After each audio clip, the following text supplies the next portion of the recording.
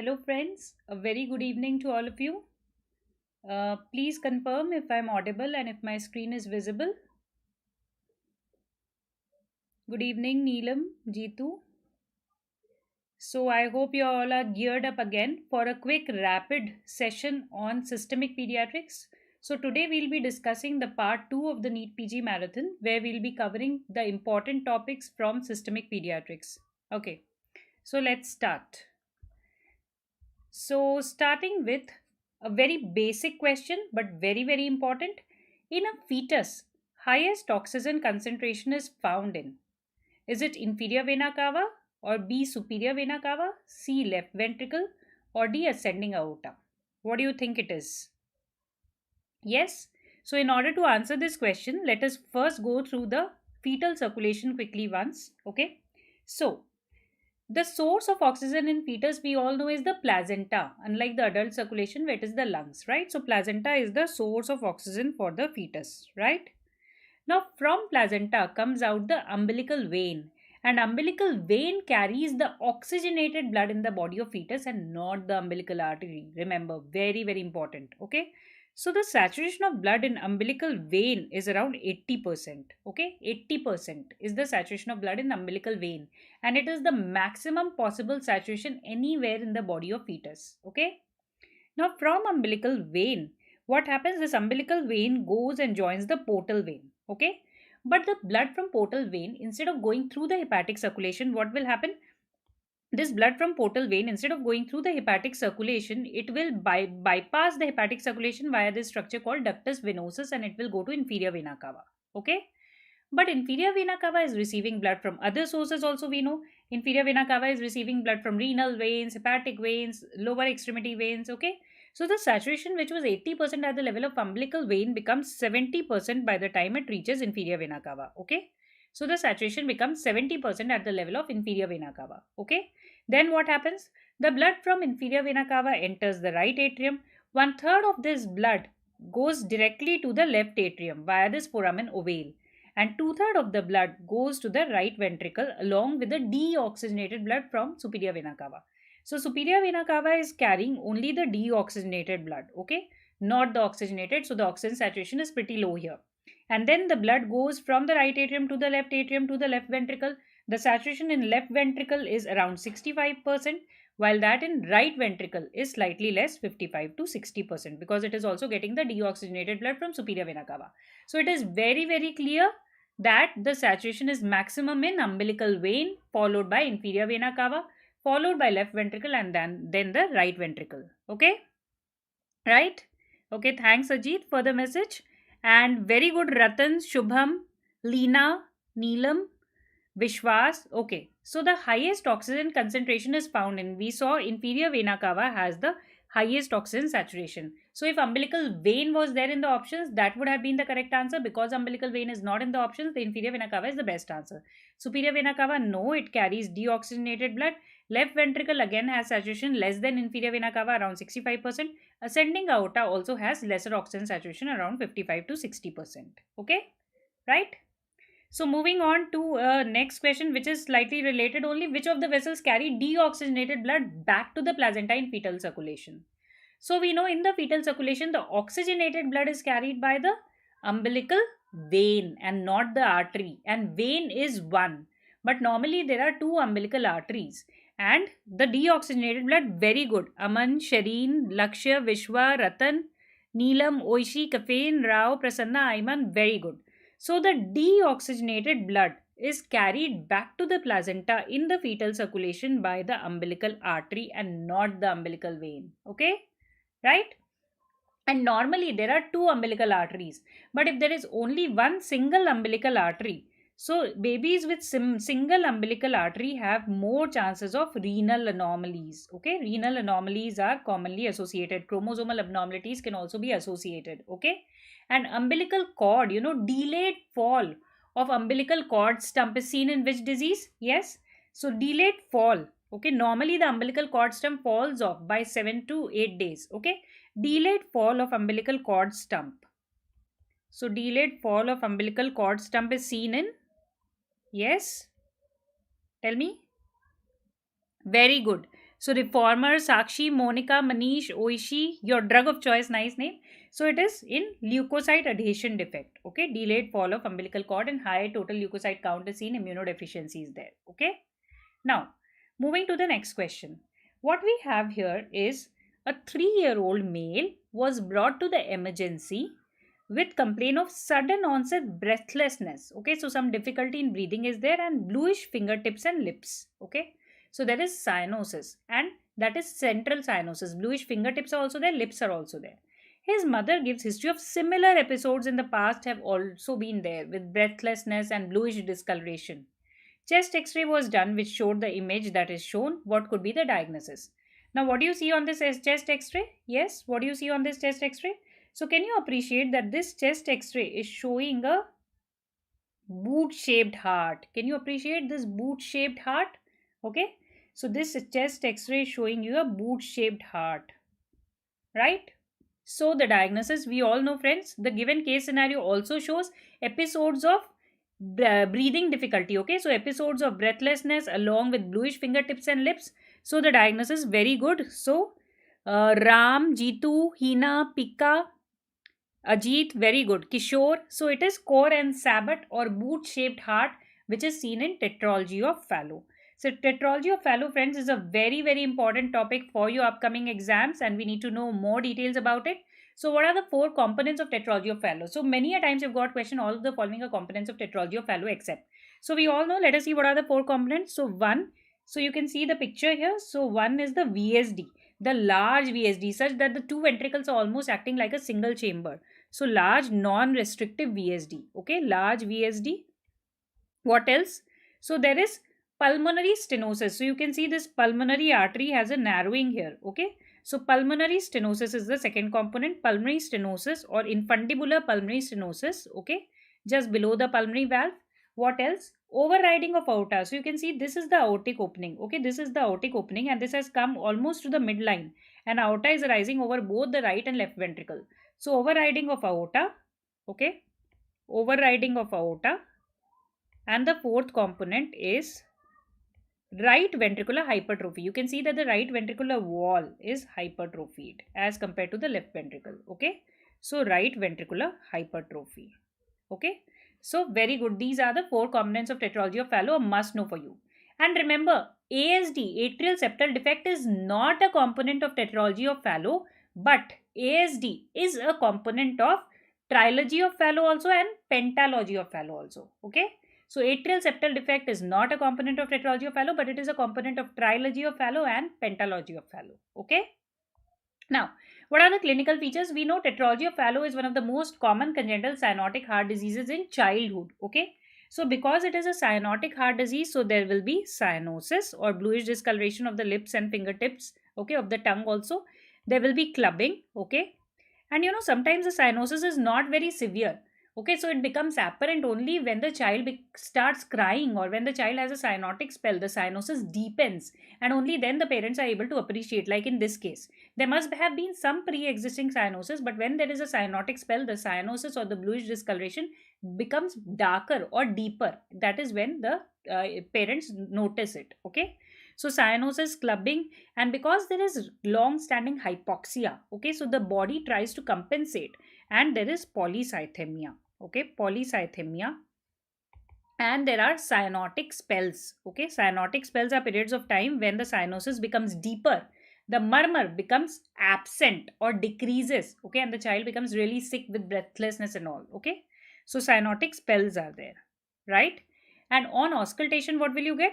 So on auscultation in tetralogy of Fallot, what we get is a ejection systolic murmur in the pulmonary area. Okay, ejection systolic murmur in pulmonary area and a single second heart sound because the P2 is soft and inaudible in tetralogy of Fallot. Okay, so these are the auscultation findings, and remember, heart failure as such is not a feature of tetralogy of Fallot. You see heart failure in tetralogy of Fallot only if something else is there along with it. That means like fever, myocarditis, systemic hypertension, or any other complication is there along with it. Only then you get heart failure. Otherwise, heart failure is not seen in. The answer is tetralogy of Fallot. That is also one question that has been asked previously. Okay, and the severity of tetralogy of Fallot, more severe the pulmonary stenosis, more is the severity of tetralogy of Fallot. So this severity of TOF is directly proportional to the severity of cyanosis. So more severe the disease, more will be the cyanosis. But it is inversely proportional to the murmur, okay, the intensity and duration of murmur. That means more severe tetralogy of Fallot will have softer or shorter murmur, but less severe disease will have more prominent murmur, okay. So that is the reason why in cyanotic spell, remember in cyanotic spell, the murmur of tetralogy decreases or becomes absent, and that has been asked in the All India exam previously, okay. So murmur becomes absent or decreases during cyanotic spell, okay, very important. Now the pathophysiology of cyanotic spell, it is very important for us to understand, so that we can know the management, what all to be used in the management. So what happens in tetralogy of Fallot, we know there's a right to left shunt. That means lesser blood going to the pulmonary circulation, more blood going to the systemic circulation. So there's a right to left shunt. So if due to any reason this right to left shunt further increases, then you have a cyanotic spell. This can happen if there is a spasm of right ventricular outflow obstruction, or if there is decrease in the pressure on the left side. That means decreased systemic vascular resistance. That can happen even on crying. So if there is increased right to left shunt, further lesser blood going to the lungs, further lesser blood getting oxygenated, so the hypoxia increases. Okay, so PO2 becomes further less. So there is hypoxia. There is carbon dioxide retention, and there is acidosis, both metabolic and respiratory. Okay. That leads to the stimulation of respiratory center in the brain, and there is hyperapnea and increased systemic venous return and more right to left shunt. And this goes on as a vicious circle unless you interrupt it with some treatment. Okay. So if you remember the pathophysiology of cyanotic spell, treatment becomes very easy. So let us see what all are used in treatment. So there is hypoxia during cyanotic spell. So give oxygen, moist oxygen inhalation. Okay. There is acidosis during cyanotic spell. So give injection sodium bicarbonate. Okay, injection sodium bicarbonate is given, right? There is hyperapnea and stimulation of respiratory center in the brain that further aggravates the problem. So for this, you give morphine to decrease this.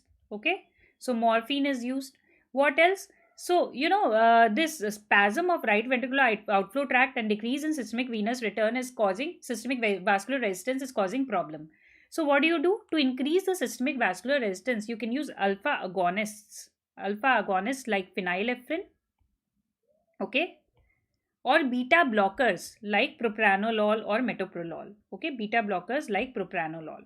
If the child has anemia, you also give blood transfusion, and making the child sitting in squatting position or knee chest position, okay, squatting or knee chest position, it kinks the blood vessels of lower limb. So systemic vascular resistance increases. So squatting or knee chest position also helps in aborting the cyanotic spell. Okay. So you fold the knees of the baby and touch them to the chest. So that will also help in aborting the cyanotic spell. If there is anemia, also give blood transfusion. So that is the management of cyanotic spell. You can see no role of calcium in the management, no role of isoprenaline. Okay. Right.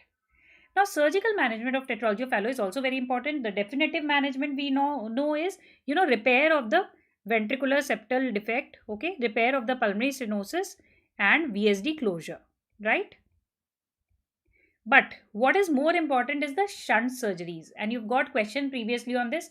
So there are three important shunt surgeries, and you need to know in which surgery which structure is connected to which. Okay, so there are three shunts: Blalock-Taussig shunt, Waterston shunt, and Pott shunt. Remember the mnemonic, bas wahan pahuncha do. So B with S. So in all of these shunts, what is the basic purpose of shunt surgeries? There is pulmonary stenosis. So lesser blood is going to the lungs. So what you will do is you will connect the pulmonary artery to one of the branches of aorta. Okay, to the aorta or its branches. So more blood will go to the lungs. More blood will get oxygenated and the symptoms will get relieved. So in the Blalock-Taussig shunt, the pulmonary artery is connected to the subclavian artery. BAS. Okay, wahan. So with WA, that means Waterston shunt, you connect the pulmonary artery to ascending aorta. And pahuncha do. So P is with D. Okay. So Pott shunt, you connect the pulmonary artery to the descending aorta. So these are the three types of shunt surgery, and which structure do you connect with pulmonary artery in these shunt surgeries? Important. Okay. Right.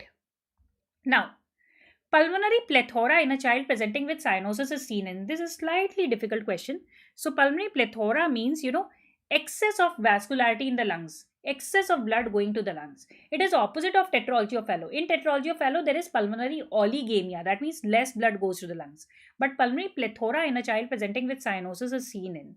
So is it seen in tetralogy of Fallot, or total annulus pulmonary venous connection, or coarctation of aorta, or tricuspid atresia? Yes, let us see. Very good, guys. Amazing. Sakshi, Kavya, Mahesh, Nikshay, Manish, Vishwa, Rao, Prajakta. Very good. So, yes, it is total annulus pulmonary venous connection. Let us see how. Okay, so pulmonary plethora in a child presenting with cyanosis. So, we are talking about cyanotic heart disease where more blood is going to the lungs. Let us discuss all of these conditions one by one. So, if there is any confusion, try to eliminate the options. Go through all the options one by one and try to eliminate them. So, that will help you, answer more and more questions. And you should try to answer at least 180 questions to get a decent score in your upcoming exams. Okay. So, what happens in tetralogy of Fallot? We know there is pulmonary stenosis. Okay. Pulmonary narrowing is there. So lesser blood is going to go to the lungs, right? So there is pulmonary oligemia in tetralogy of Fallot and not pulmonary plethora. So excess blood is not going to the lungs in tetralogy of Fallot. So though no episodes of recurrent pneumonia and so on, right? No respiratory symptoms as such, apart from cyanotic spell, of course. What happens in total annulus pulmonary venous connection? The basic defect here is pulmonary veins normally where do they drain? In which chamber of the heart? So pulmonary veins, we know normally they drain into the left atrium. But what happens in total annulus pulmonary venous connection? The pulmonary veins will drain into the right atrium, okay, instead of the left atrium. So superior vena cava and inferior vena cava are draining into the right atrium. Pulmonary veins also draining into the right atrium in total annulus pulmonary venous connection. So what will happen? Right atrium is flooded with blood, overloaded with blood, okay. So some blood will go from right atrium to left atrium also through the patent foramen vein, but most of the blood will go from right atrium to right ventricle, and from right ventricle it will go through the pulmonary artery to the lungs. So lungs will also get excess of blood, okay. So you can get pulmonary plethora here, okay, right? Okay, pulmonary plethora. Now left atrium is not getting any blood directly from the pulmonary veins. Right atrium is getting all the blood. Blood from right atrium goes to the left atrium, and from left atrium to the left ventricle, and blood from the right atrium is only also going to the right ventricle. So you can see the same blood of the right atrium is going to all the chambers of the heart without going to the lungs again, right? So what happens? This is a disease where all four chambers of heart have equal oxygen saturation, and this has also been asked previously. Very, very important. So in total annulus pulmonary venous connection, all four chambers of heart.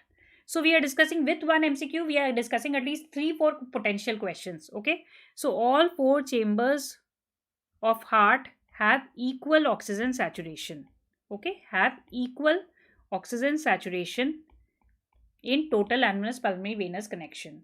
Another very important finding in total annulus pulmonary venous connection is there will be cyanosis because mixing of blood of both sides is there. Superior vena cava, inferior vena cava blood and pulmonary vein is getting mixed, and there is a wide fixed split of the second heart sound. Just like you get an atrial septal defect, in total annulus pulmonary venous connection also you get a wide fixed split of the second heart sound, okay. So many important things about TAPVC, right? And we'll be coming to the radiological features shortly, right? What about coarctation of aorta? In coarctation of aorta, there is a narrowing. So here we are discussing all of the options in this question one by one, right? So we've discussed about tetralogy of Fallot, we've discussed about TAPVC, now coarctation of aorta and tricuspid atresia, and then we'll come back to answer this question, okay? So coarctation of aorta, what is happening? There is a narrowing in aorta. So lesser blood is able to go from the aorta to the rest of the body, but as such, it's not that excess blood is going to the pulmonary circulation. It's not that. Okay, normal amount of blood is going to the pulmonary circulation. There is no pulmonary plethora as such in coarctation of aorta. Okay, no pulmonary plethora as such. Okay. What about tricuspid atresia? We know where is the tricuspid valve? At the junction of the right atrium and the right ventricle. So tricuspid atresia means this tricuspid, the area of the tricuspid valve is closed. Atresia is there. It has not formed at all. So what will happen? Blood will not be able to go from the right atrium to right ventricle. Blood will not be able to go. So blood has to go from the right atrium to left atrium, from the left atrium to left ventricle, and then to the aorta. And blood cannot go from right atrium to right ventricle. So what will happen? There should be a ventricular septal defect from left ventricle to right ventricle. Blood will come and then the blood will go to the pulmonary circulation. So left ventricle is sending the blood to aorta also, Left ventricle is sending the blood, some blood to right ventricle also and to the pulmonary circulation indirectly. So very little blood is going to the pulmonary circulation. Okay. So again, there will be pulmonary oligemia and not plethora here. Okay. Pulmonary oligemia and not plethora. Right. So going back to our question. So, pulmonary plethora in a child presenting with cyanosis is seen in. We know tetralogy of Fallot, there's pulmonary oligemia, no plethora. TAPVC, yes. More blood in right atrium, so more blood in right ventricle, so more blood in pulmonary circulation. Yes, pulmonary plethora, excess. Coarctation of aorta, no, as such, there is no increased blood going to the lungs. Tricuspid atresia, we already saw, lesser blood is going to the pulmonary circulation. So, the best answer here is TAPVC. Okay. Now, moving to the next question.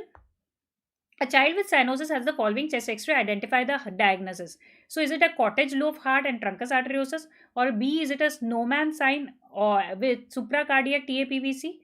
Is it a C, egg on side and TGA, or is it D, boot-shaped heart, tetralogy of Fallot? Right? So, it is a very good. So, it is B, snowman sign, supracardiac TAPVC. Okay. So, supracardiac TAPVC, you can see you get a snowman sign. Okay, snowman sign, snowman like picture, and it is also called figure of 8 appearance. Okay, so figure of 8 appearance or supracardiac TAPVC, snowman sign or figure of 8 in supracardiac TAPVC. Okay, so a quick look to some of the other X-ray findings. So, what is this? So, this is, yes, what do you see here? What do you see? What do the arrows show? Tell me. So you can see notching of the inferior margin of the ribs here. Can you appreciate the notching of the inferior margin of ribs here? And this picture is showing the 3 sign or figure of 3 appearance. So figure of 3 and notching of inferior margin of ribs. They are seen in very good. Lakesh, Ravi, Shrita, Mahesh, Shrita, very good. So it is coarctation of aorta. Okay, coarctation of aorta. And in coarctation of aorta, you can get a history that a newborn is there and is presenting with feeble femoral pulses. Okay, and then you think of coarctation of aorta. Feeble femoral pulses. There can be a child presenting with hypertension with notching of inferior margin of ribs or figure of 3 appearance to think of coarctation of aorta. Okay. So what is this? So this we've already discussed. This is a boot-shaped heart classically with pulmonary oligemia that we get in tetralogy of Fallot or core and sabbat appearance, right? What is this? So this again, you can see a huge cardiomegaly is there, right? And almost all the chambers of heart are enlarged. What do you see here? Yes? Anyone? Can you diagnose based on this chest X-ray? Waiting for your reply. So come on, very good. Sarika, Mitesh, Shrita, Prashant, very good. Oishi. So it is a box-shaped heart. Okay, box-shaped heart seen in Epstein anomaly. Box-shaped heart in Epstein anomaly. And in Epstein anomaly, you also get Himalayan P waves on ECG. The P waves are like Mount Himalaya like this. Okay, so Himalayan P waves in ECG in Epstein anomaly and box-shaped heart. What do you see here? So this cardiac shadow, if you see, looks just like a egg. Okay, it looks just like a egg, right? So this egg on side appearance is seen in very good Sachin, Mahesh, Kavya, okay, Tejasvi, Vishwas. So it is egg on side appearance which is seen in TGA or transposition of great arteries. In TGA, the basic defect is that from the left ventricle instead of aorta, the pulmonary artery is going to come out. From the right ventricle instead of pulmonary artery, the aorta will come out. Okay, so there is parallel circulation, right? Transposition of great arteries. Now, a 2-year girl with low-grade fever. So you have a 2-year girl with low-grade fever, difficulty in breathing and stridor had the following finding on X-ray. What is the treatment? So this is a 2-year-old girl with low grade fever. Okay, low grade fever is there, difficulty in breathing is there, and stridor is there. That means there is some upper airway problem. And what do you see on the X-ray? Can you see there is a narrowing of the airway here? Okay, there's a narrowing of the airway here, and the airway appears like the steeple of a church. Okay, so this is a steeple sign on X-ray. So your diagnosis here is croup. Okay, the diagnosis is croup or acute laryngotracheobronchitis, croup or acute LTB. Now, what do you treat croup with? Is it A, antibiotic with steroid, B, single dose steroid, C, antibiotic cough suppressant with decongestant, or D, reassure the patient? So this is a case of mild croup. low grade fever is there, difficulty in breathing is there, stridor is there, okay, but it's not like there is severe difficulty or hypoxia and all is not mentioned. So what is the treatment of choice? Waiting for your answers. So Dr. Dreamer is right, Shifali, you're right, Raj Samani, Shiani Setia. Okay, so it is single dose steroid. Okay, so let us discuss a little bit more about this croup and acute epiglottitis, which are a bit similar illnesses, but there is difference, of course, a lot of difference. So etiology in croup is a viral illness, remember, and most common etiology of croup is parainfluenza virus. So it is a viral illness. Okay, so parainfluenza virus being most common. While acute epiglottitis is a bacterial illness, the most common cause of acute epiglottitis currently is streptococcus. Previously, it was believed to be H. influenzae, but with the H. influenzae vaccination going on in the pentavalent vaccine, now it is no longer H. pneumoniae, it is streptococcus. Okay, so most common cause is streptococcus, but in unimmunized population, it still remains H. influenzae. But all said and done, it is a bacterial illness. Okay, so in croup, the typical presentation we saw, first there is a viral prodrome, a low grade fever kind of a thing is there. There can be cough, coryza and all can be there, and there will be, of course, stridor will be there. Okay, stridor, low grade fever, and some breathing difficulty can be there. Okay, so that is the usual presentation, right? The fever is low grade, but acute epiglottitis is a more serious illness, a bacterial illness. So there is high grade fever. Okay, high grade fever, the child is toxic in appearance. Okay, toxic looking child. Okay, and there is drooling of saliva. There's so much of distress that the child is not even able to swallow his or her own saliva, so you can get drooling of saliva. Okay, and of course stridor and breathing difficulty. Okay, stridor and respiratory distress, right? X-ray picture. So X-ray picture croup we saw, we get a steeple sign, and in acute epiglottitis we get a thumb sign. So we'll be just seeing the pictures of both again. The treatment of croup in mild cases only a single dose steroid. Okay, usually dexamethasone is used. Single dose steroid is good enough. Okay, steroid single dose is good enough. And in moderate to severe cases, in addition to steroid, you also give nebulized epinephrine. Apart from the supportive care, of course, if required, give oxygen, IV fluids, and so on. Okay. So moderate to severe cases, you will also use nebulized epinephrine. Okay, nebulized epinephrine. Right. Now, what about acute epiglottitis? Apart from the supportive care, acute epiglottitis is a bacterial illness. So, injections, ceftriaxone. So, IV third generation cephalosporins like ceftriaxone are to be used. Okay. Apart from, of course, the supportive care, oxygen, IV fluids, and so on. Okay. So, that is the difference. And you can see the thumb sign in epiglottitis. Can you appreciate this thumb sign here? So, this epiglottis is swollen, looks like a thumb. So, thumb sign in epiglottitis and steeple sign, just like the steeple of a church. Okay, in croup. Okay, so now what is the diagnosis in this child with high grade fever? So there's a child with high grade fever, drooling of saliva and stridor, and this is the airway of this child that we are mentioning. This is the airway. Can you appreciate that the airway looks, the epiglottis looks congested, swollen, and red in color, so it looks just like a cherry. So this is very good. So Shrita, Sarika, no, it's not laryngomalacia, no. So Ancha, yes, you're right. Lakesh, Dreamer, yes. So this is acute epiglottitis. Acute epiglottitis. Okay, the epiglottis you can see is swollen and congested and red and cherry like. Okay, it is called cherry red epiglottis in acute epiglottitis. Compare it to the normal epiglottis seen here. You can see the vocal cords here also. But in acute epiglottitis, it is so congested and swollen you can hardly see the vocal cords. Okay, right. What is the most common cause of inspiratory stridor in an infant? Is it laryngomalacia, parainfluenza, epiglottitis, or vocal cord paralysis? Most common cause of inspiratory stridor in an infant. So here comes the omega shaped epiglottis that you're talking about. The epiglottis is, lax and loose, and it is omega shaped epiglottis. It is in which condition? So very good. Shama, Ravi, Ankit, Karthika, Sakshi, Yuvraj, Ashish, Prajakta. So it is laryngomalacia. And it is the most common cause of inspiratory stridor in an infant. This stridor increases on crying or during feeding, but it decreases if you make the baby lie down in a prone position. And this is usually a self-limiting illness, and it is going to slowly resolve on its own. Usually no treatment is required, and you get a omega-shaped epiglottis here. Okay.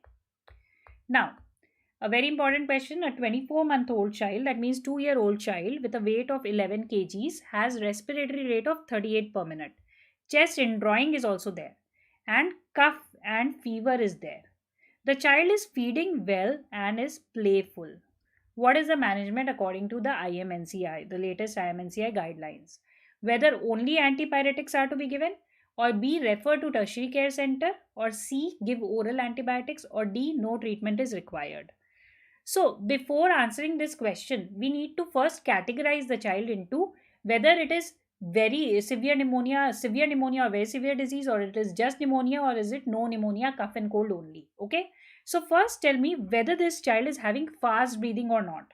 So, the definition of fast breathing, we all know according to the IMNCI, in a child less than 2 months of age, we call it fast breathing if the respiratory rate is more than how much? More than 60 per minute, right? 2 to 12 months of age, we call it fast breathing if the respiratory rate is more than 50 per minute. And 1 to 5 years, we call it fast breathing if the respiratory rate is more than 40 per minute. Okay. So here the child is in the 1 to 5 year age group. Okay. And the respiratory rate is only 38 per minute. Respiratory rate is 38 per minute. So there is no fast breathing. Okay. No fast breathing. Fast breathing is not there. Right? But chest indrawing is there. So chest indrawing is there. So this becomes pneumonia. Okay? Cough and fever is there. But the child is feeding well and is playful. So there are no general danger signs. Okay? So let us see the classification. The IMNCI classification of a child with cough or difficulty in breathing. So if there is any general danger sign or stridor in a calm child, then we call it severe pneumonia or very severe disease. What are the general danger signs? Not able to drink or breastfeed, vomits everything, convulsions, lethargy, or unconscious. So our child doesn't have any of these. So the child does not have severe pneumonia or very severe disease. If any child is falling in this category, we categorize it as pink and give the first dose of antibiotics, and the child needs to be referred urgently. Now, if the baby has either chest indrawing or fast breathing, we label it as pneumonia. So in our case, the child is having chest indrawing but no fast breathing. But we still call it pneumonia, right? Okay. Now, if pneumonia is there, you have to give oral antibiotics. Usually amoxicillin is recommended, oral antibiotics for 5 days. If wheezing is there, you give bronchodilators like salbutamol. If chest indrawing in HIV exposed, give the first dose of amoxicillin and refer. But we have not got a HIV exposed child. It's not mentioned. If coughing for more than 2 weeks, you have to work up for TB and advise the mother when to return immediately. Tell her the danger signs and follow up in 3 days. So our child is falling in this category of pneumonia. So going back to our question. So the child is having a respiratory rate of 38 per minute, no fast breathing, chest indrawing is there, cough and fever is there, but feeding well and playful. So what will you do? Only antipyretics are to be given? No, that is not the answer. Refer to tertiary care center, that is not required because it is not severe pneumonia or very severe disease. And give oral antibiotics. Yes, this is a child with pneumonia, will give oral antibiotics. No treatment is required. No, that is not the correct answer. So very good, Arjun, Ancha, Asha, Oishi, Rita, Yuvraj, Prashiv, Mahesh, very good. Okay. So, if there is no sign of pneumonia or very severe disease, the child has cough and cold only. Okay. So, wheezing is there, then you can give an inhaled bronchodilator. You can give it as meter dose inhaler or you can give it as nebulizer, whatever is available. Okay. And home-based care. Now, moving to the next question. So, what we have here is a 5-year child who presented with high-grade fever, sore throat, and tender cervical lymphadenopathy. His pharyngeal examination shows the following picture. So can you see that the pharynx is red and congested, and there are even some petechial spots also on the pharynx. The tonsils are also enlarged, okay, and red, congested. So his pharyngeal examination shows this picture. Giving antibiotics would decrease the risk of all of the following except. So this child has got pharyngitis. Probably it is a bacterial pharyngitis because the throat is like red and congested. There are petechiae on the palate. The child is having high grade fever, sore throat, and tender cervical lymphadenopathy. So it is probably a case of acute pharyngotonsillitis, and the usual causative organism is streptococcus. So acute pharyngitis due to streptococcus, acute streptococcal pharyngitis, you need to start antibiotics. Penicillin group of antibiotics are usually preferred. Amoxicillin can be given, and if allergy to that, even macrolides like azithromycin can be given. Okay. Now, the question is, giving antibiotics would decrease the risk of all of the following except. Let us see who has answered correctly. So, Sheetal, very good. Chirashri, caffeine, very good. Okay. So, Giving antibiotics would decrease the risk of all of the following except. So would it decrease the risk of rheumatic fever? Yes, giving antibiotics would decrease the risk of rheumatic fever. And if you start antibiotics, ideally you should start as early as possible. But even if you start within 9 days of onset of illness, it has been seen that it has some protective effect against rheumatic fever. It will help in preventing rheumatic fever if you have started antibiotics even within 9 days of onset of this pharyngitis. Okay. Transmission of infection to others, yes, once you take care of this infection, of course it will get less transmitted to others. Suppurative complications, yes, it will, if you start antibiotics, it will prevent the development of abscess and all. So suppurative complications will also be avoided, like peritonsil abscess. Post infectious glomerulonephritis, no. So even giving antibiotics is not going to decrease the risk of post infectious glomerulonephritis. So that is the correct answer. So if this post-streptococcal glomerulonephritis has to occur, even if you treat it with antibiotics or not, irrespective of that, it is going to happen. Okay. Now, next question. A 2-year-old, pre-morbidly normal, well thriving girl child presented with sudden onset breathing difficulty while playing. Okay. Chest X-ray of this child is shown. Which of the following statements is true regarding this case? So this child is 2-year-old and she is otherwise normal and well thriving. That means no chronic illness and all. Sudden onset breathing difficulty while playing. So this whole scenario or situation fits with a scenario where you would suspect foreign body aspiration. More so, if you look at the chest X-ray, you can see that there is hyperinflation on the right side. Okay, as compared to the left side. The left side appears normal, the right side of the chest appears hyperinflated. So this appears to be foreign body aspiration. Okay, so from your case scenario and your given investigation, you have to first come to the diagnosis and then you can move on to answer the question. Okay, so then you read the options. So the child has developed acute laryngotracheal bronchitis. No, we don't know this is how acute. We know that this is not how acute laryngotracheal bronchitis is going to present. We already saw a child of croup how the child will present. Low grade fever, stridor, breathing difficulty and so on. Okay. So this is not correct. Okay.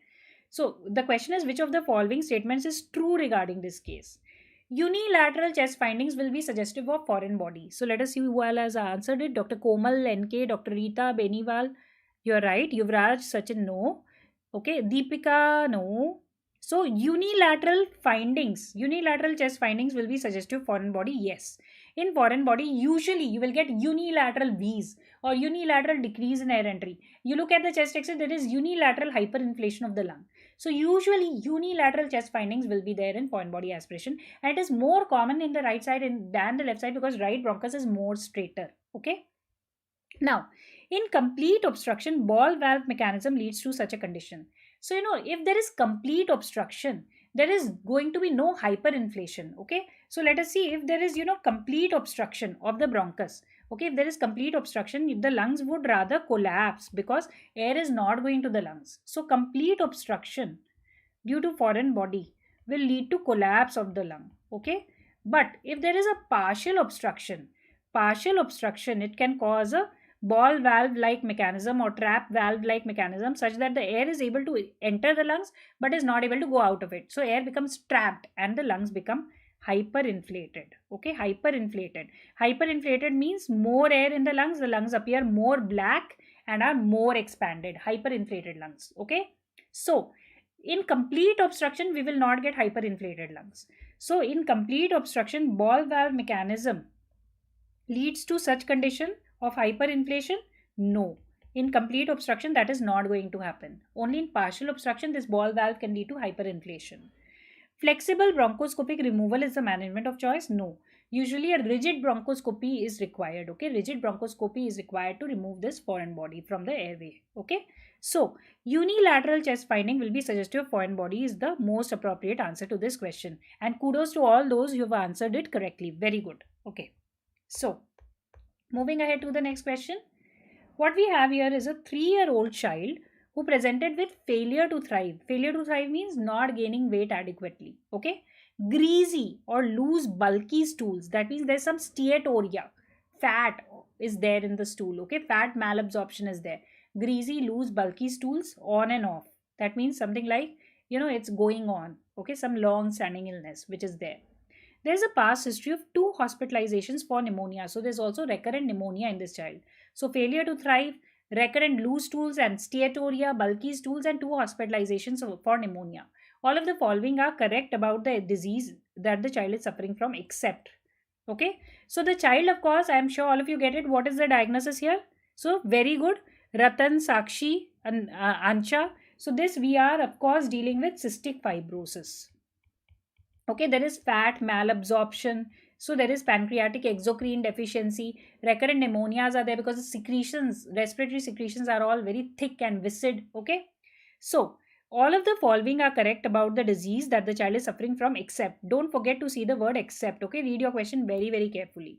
So, mother might complain of salty taste while kissing the baby. Is it true about cystic fibrosis?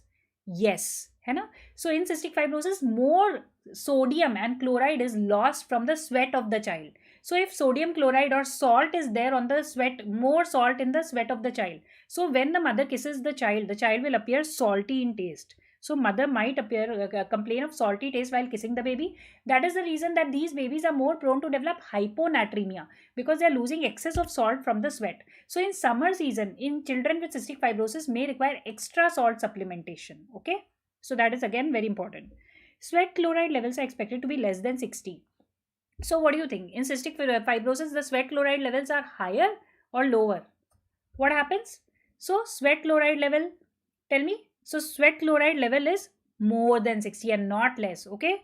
So this is incorrect. Sweat chloride levels are not expected to be less than 60. Rectal prolapse may be seen in untreated cases. Yes, rectal prolapse can happen in untreated cases of cystic fibrosis.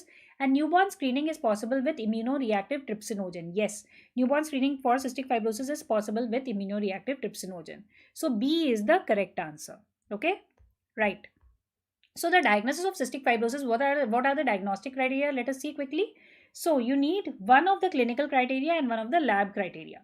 So you need presence of typical clinical features of cystic fibrosis, like we have here. Okay, recurrent loose stools, steatorrhea, recurrent pneumonia, failure to thrive, and so on. A history of cystic fibrosis in a sibling if it is there, or if a baby has positive newborn screening test, that is immunoreactive trypsinogen on dried blood spot. So any of these, plus 2 elevated sweat chloride concentrations of more than 60 milliequivalent per liter obtained on 2 separate occasions. Identification of 2 CF mutations. We know the CFTR gene is involved, and more than hundreds of mutations have been known in this gene. So identification of 2 or more mutations, and the Indian mutation, in the Indian subcontinent, delta F508 is one of the common mutations in the CFTR gene. Okay, or there is abnormal nasal potential difference measurement. So any one of the first box and any one of the second box. So any of these are there, then you diagnose it as cystic fibrosis. Okay. So moving ahead. So a 5-year-old girl presented with recurrent episodes of diarrhea. So what you have here is a 5-year-old girl. Okay. So 5-year-old girl who presented with recurrent episodes of diarrhea, poor appetite, malabsorption, and failure to thrive.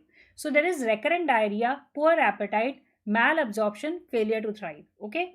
Her duodenal biopsy was taken. So you do a upper GI endoscopy and take the duodenal biopsy, which showed crypt hyperplasia, villi atrophy, and infiltration of CD8 plus T cells in the epithelium of duodenum.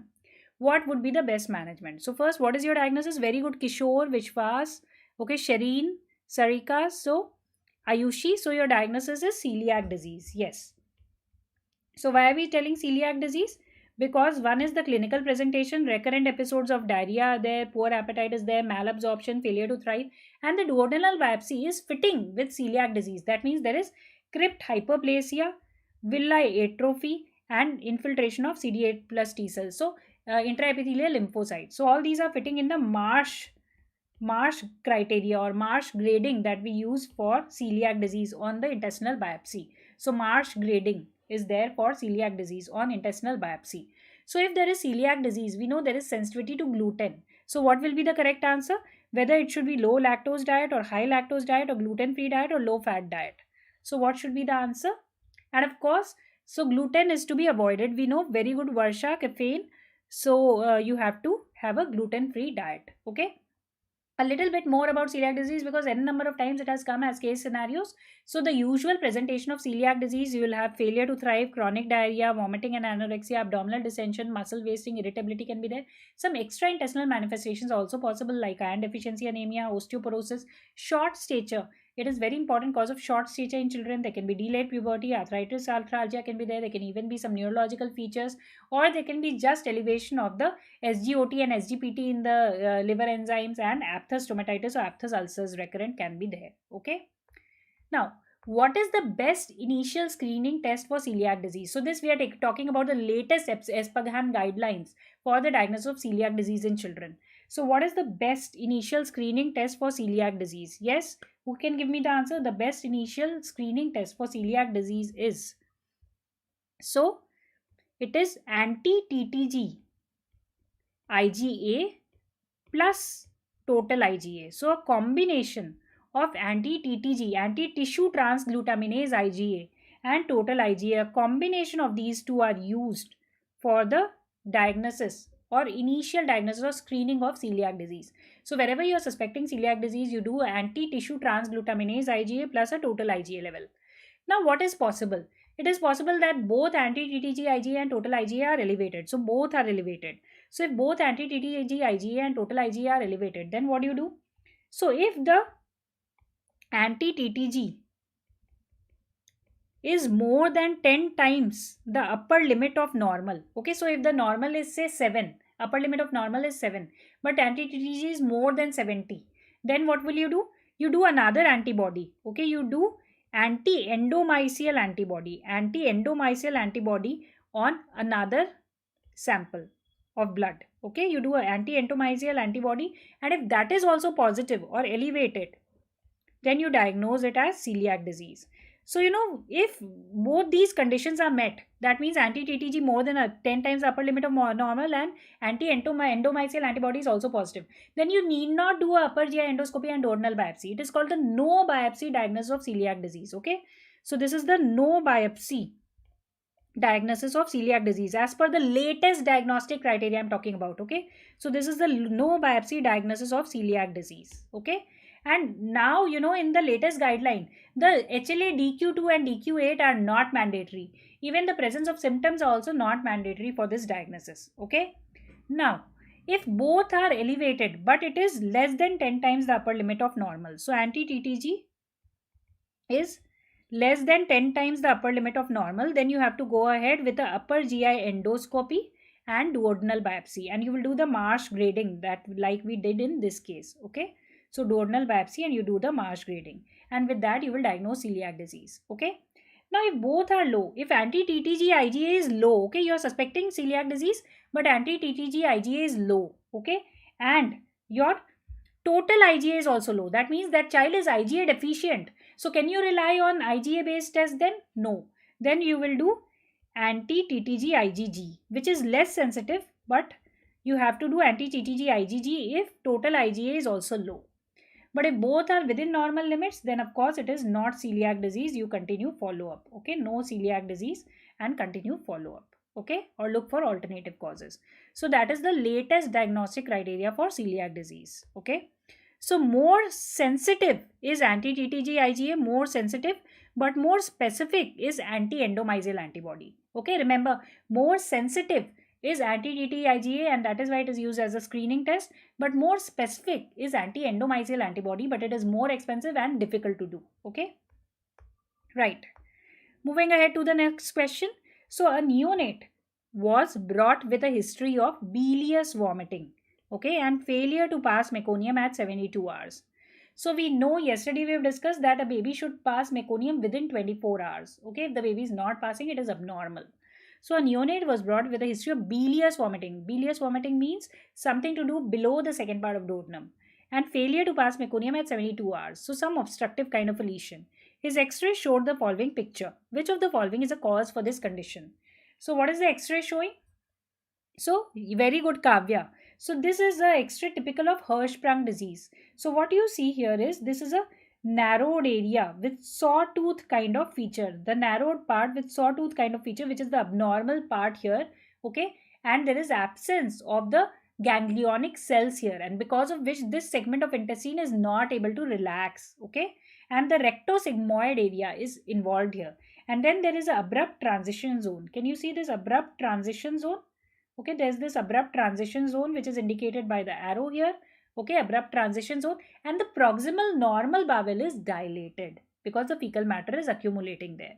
So this Hirschsprung disease, whether it is due to the failure of migration of neural crest cells, or it is due to B, excessive peristalsis of the affected part of gut, or C, failure of involution of Whitelin duct, or D, secondary obstruction secondary to an infectious agent. What do you see? Think. Mahesh, very good. Kishore, Bhagwati, very good. Dark Night, Caffeine, Lakshay, yes. It is Hirschsprung disease is due to failure of the migration of neural crest cells. It is not due to excessive peristalsis of the affected part of gut. It is not due to failure of involution of Whitelin duct. Failure of involution of Whitelin duct can give rise to Meckel's diverticulum. And obstruction secondary to an infectious agent would not lead to this narrowing of lumen of the gut. Okay. So, a little bit about Hirschsprung disease. We know it is known as congenital aganglionic megacolon. Aganglionic because ganglion cells are not there in the intestinal wall in Hirschsprung disease, and megacolon because the part of the colon just proximal to it is going to dilate and become larger in size. It is the most common cause of lower intestinal obstruction in neonates. By the way, another very important cause of intestinal obstruction in neonates is meconium ileus, okay, which is seen in cystic fibrosis, in newborns with cystic fibrosis. Even meconium peritonitis can occur in them, okay. And in older individuals, older children, there is distal intestinal obstruction syndrome, okay, in cystic fibrosis.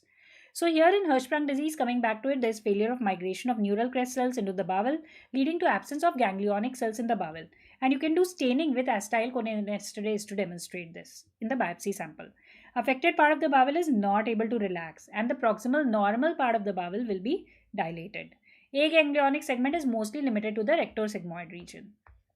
And the baby neonate will present with feed intolerance, not tolerating feeds, bilious vomiting will be there, failure to pass meconium will be there, dilatation of the proximal normal bowel will be there, intraluminal pressure increases, decreased blood flow, and ultimately stasis is there, proliferation of bacteria, and enterocolitis. So ultimately the baby may land up into infection as well. Okay. So rectal suction biopsy is the gold standard, and we said the staining by acetylcholinesterase stain is used. Okay, acetylcholinesterase staining you must have discussed in pathology. That will demonstrate the absence of ganglion cells, okay, and hypertrophy of the nerve bundles and all. Anorectal manometry will show that the internal anal sphincter fails to relax in response to rectal distension. And unprepared contrast enema, we already saw there is an abrupt narrow transition zone between the normal dilated and the small caliber distal aganglionic segment, okay. Moving to the next question. What we have here is an 11-month-old baby who was brought with a history of incessant crying. On examination, a tender mass, okay, tender painful mass was palpable in the right lumbar region. An image of the barium enema that was done is shown below. What is the diagnosis? Is it duodenal atresia, volvulus, intersusception, or pyloric stenosis? So this, yes, very good. Rana, Tanya, Rao, Sarika, Chirashri, Sakshi, Dreamer, Prashant, Komal, Kishore, Prajakta, very good guys. So this is a case of intersusception.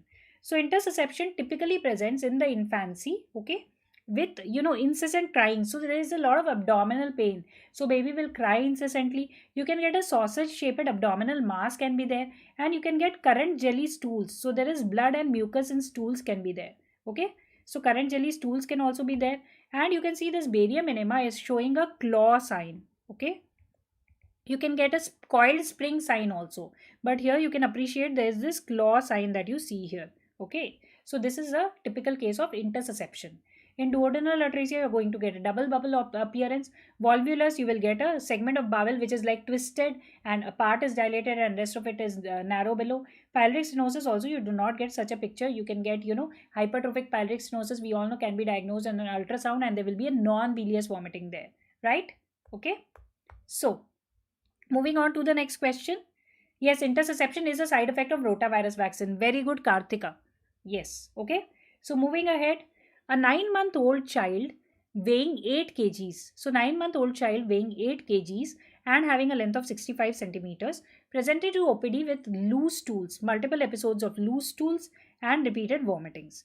He was lethargic and not able to drink. Lethargic, not able to drink breast milk. Skin pinch was going back very slowly. How much fluid should be given to him in the first hour? Whether you will give 40 ml or 240 ml or 400 ml or 600 ml. Yes, waiting for your answers. Meanwhile, let's try to analyze this question. So, this is a 9-month-old child weighing 8 kgs. The weight is approximately fine at 9 months. Multiple episodes of loose stools and vomitings are there. So, the baby is having acute watery diarrhea, gastroenteritis is there. He is lethargic, not able to drink, skin pitch going back very slowly. So, what kind of dehydration is this? This appears to be a case of severe dehydration. Okay. So we'll be coming back to this question in a minute. First, let us see how to do assessment for dehydration.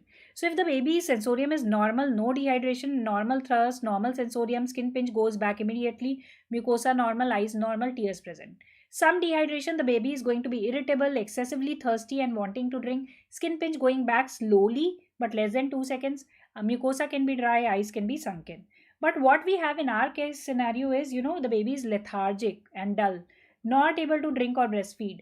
The skin pinch is going back very slowly, taking more than 2 seconds. So this baby has severe dehydration. Now let us see how much fluid to be given in dehydration. So if there is no dehydration, will you give ORS? Yes. We will still give ORS in a child with diarrhea even if there is no dehydration to prevent dehydration, okay, to replace the ongoing losses.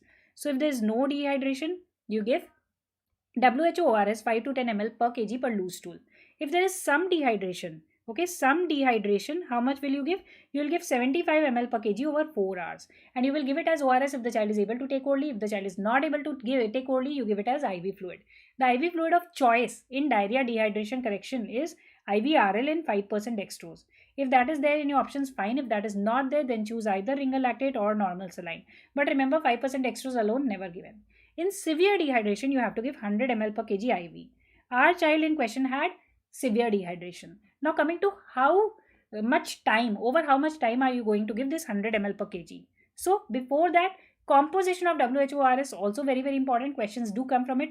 So we know the new WHORS or the reduced osmolarity ORS has a osmolarity of 245. Very important to know its composition. It has a sodium of 75, glucose of 75, potassium 20, chloride 65 and citrate 10. Do you know what is Resomal? So Resomal is the rehydration solution for malnourished child. Resomal is the rehydration solution for malnourished child. Okay, for malnourished child. And in the Resomal, in Resomal, the sodium content is less. Resomal has lesser sodium. It has more potassium because, babies with malnutrition have hypokalemia. And it also has, more of mineral supplements. Minerals and vitamins are also added. Okay. Now, how do you give fluid therapy in severe dehydration? If the child is less than 1 year of age, you will give first 30 ml per kg. First 30 ml per kg over 1 hour. Next 70 ml per kg over 5 hours. So total you will give 100 ml per kg over 6 hours. But if the child is less than 1 year, okay, so that is if the child is less than 1 year. But if the child is more than 1 year, you will give first 30 ml per kg over half an hour and the next 70 ml per kg over 2.5 hours. So total 100 ml per kg you will give over 3 hours in a child more than 1 year age. Okay. So going back to our question, we have a 9-month-old child with severe dehydration. So 9-month-old child with severe dehydration, how much fluid are you going to give? So 9-month-old child with severe dehydration, in the first hour, we are going to give 30 ml per kg. Get it? So for 30 ml per kg in the first hour.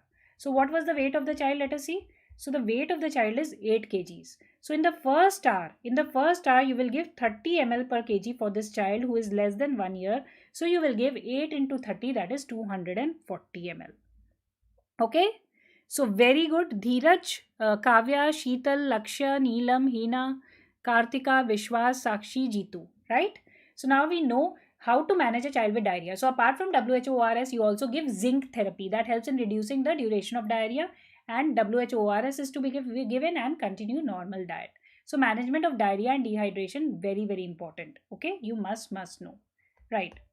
So moving ahead, and maintenance fluid calculation, children, also important. For first 10 kgs you give 100 ml per kg. Next 10 kgs you add on 50 ml per kg. Next 10 kg and beyond that 20 ml per kg. Okay, right. So moving ahead to our next question. A 4-year-old child. What we have here is a 4-year-old child with anemia worsening with infections. Okay, anemia worsening with infections is there, requiring multiple blood transfusions. Presented with fever and painful swelling of the right leg. His peripheral smear picture is shown below. What is the most likely organism responsible for osteomyelitis in this child? What do you see in the peripheral smear? So I'm getting the answers already. Sakshi, you're right. Sarika, you're also right. Dr. S is right. Okay. So what you see in the peripheral smear is, can you appreciate the sickle-shaped cells? Okay. The elongated cells, the sickle-shaped cells that you see here, and the history of anemia, which is worsening with episodes of infection and requiring multiple transfusions. That means it is a chronic hemolytic anemia. Fever is there and painful swelling of right leg. So this is a child with, based on the clinical picture and the peripheral smear, it is a sickle cell disease. And normally for osteomyelitis, most common cause of osteomyelitis in a otherwise okay child is Staphylococcus aureus. But most common cause of osteomyelitis in a child with sickle cell disease, it is Salmonella. D. Salmonella. Very good, Shubham, Kushagra, Avinash. Okay. So it is Salmonella. So sickle cell disease, we know what is the basic defect. So there's a defect in the 6th position of the beta globin gene. Okay, 6th position, where the glutamate is replaced by valine. As a result of that, HBS is formed. HBS makes the the polymers of HBS are formed during dehydration, and the RBCs are this sickle in shape. It gives protection against falciparum malaria. So that is why it evolved. Okay. So moving ahead, what you have here is sudden onset reddish spots like these were seen in a 6-year girl who was otherwise well. There's no history of mucosal bleeding from anywhere. There was a history of viral upper respiratory tract infection in this child 2 weeks ago. Her hemoglobin is 11.1 gram per dl, which is fine. Total leukocyte is 7,500, which is also okay. And the platelet count is 48,000 per microliter. That means there's thrombocytopenia, isolated thrombocytopenia in an otherwise well girl child. Which of the following is not recommended for the treatment? Okay. So, which of the following is not recommended for the treatment of this child? Okay. So, don't miss the word not and don't jump to answer the question. Okay. Read the question, friends, very, very carefully for the words like not, except. Okay. So, that will change your answer completely. So, you can see the petechial spots here. So, this, of course, the diagnosis is ITP, idiopathic thrombocytopenic purpura. So, which of these is not recommended as treatment? Very good, Sachin, Mohammad Mehtab, Sakshi, Dheeraj, Vivek, Rao, Patel, Vikas Raj, Sarika, Kishore, Lakshay. Very good, awesome. So, platelet transfusion is not recommended. Wait and watch is recommended for treatment. Prednisolone is also recommended. IVIG is also recommended. So, for the treatment of acute ITP in children, the latest guidelines are, if there is no bleeding, only close observation is recommended, irrespective of the platelet count. Yes, that is the latest recommendation. But if there is bleeding, okay, then you can give a short course of steroids like prednisolone for 7 days or less. And IVIG can be given, intravenous immunoglobulin or anti-D immunoglobulin can also be given. So that is the recommendation for treatment of acute ITP in children, the latest guidelines. Okay. So platelet transfusion is not useful unless there is very severe bleeding and you want to just tide over, because whatever platelet you give, because antibodies are there in the body, it is going to be destroyed. Okay. Right. So moving ahead, you have here a 10-year-old child who presented with a history of fever, bleeding gums. So fever is there, bleeding gums is there, blood in the urine is there, and generalized fatigability for last 15 days. On examination, there is severe pallor, sternal tenderness, and hepatosplenomegaly. His bone marrow aspirate was done, which showed the following cells comprising almost 50% of the bone marrow. So what do you see here? You see blast cells, and they are making up 50% of the bone marrow. With a history of fever and bleeding manifestations, that means thrombocytopenia is there, generalized fatigability, severe anemia is there, that means pancytopenia is there with hepatosplenomegaly, with these blasts in the bone marrow. So your diagnosis, yes, we all know the diagnosis is acute leukemia here. Yes, very good. Okay. So your diagnosis is acute leukemia. It is not thalassemia, which is a chronic hemolytic anemia. It is not acute ITP. We already saw it, how it presents. And aplastic anemia usually will not have hepatosplenomegaly. There will be pancytopenia, but there will be no hepatosplenomegaly in aplastic anemia. And that has also been asked in one of the case scenarios previously. Okay. So moving ahead, what we have here is a 2-year-old male child who presented with history of recurrent infection. So 2-year-old male child with a history of recurrent infection.